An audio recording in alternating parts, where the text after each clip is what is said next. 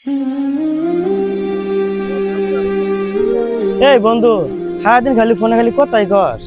এই না, আম্মু বাড়ি থেকে ফোন দিছিল তাই একটু কথা বললাম।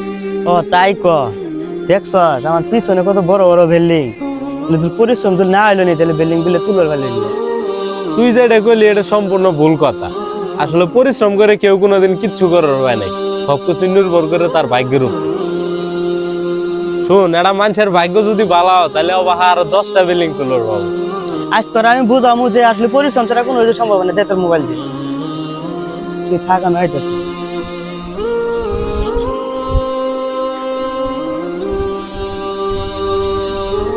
আমি মোবাইলটা চাইলাম দিয়ে, তুই পরিশ্রম ছাড়া কিভাবে মোবাইলটা না হস?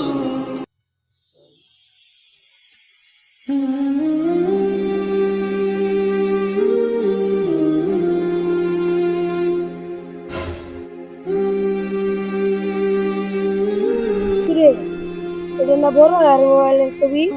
বড় আর মোবাইলটা দিই আর আছে বড় ভাই, এই যে তোমার মোবাইল চালাইতেছো কেন?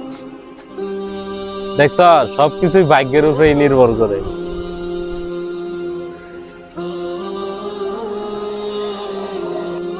শোন, তারা রাজমিস্ত্রি, কাঠমিস্ত্রি, সারাদিন দিনমজুর যেগুলা কাজ করে, ওরা যেই পরিশ্রম করে তাদেরও 10তলা 20তলা বিল্ডিং থাকলো।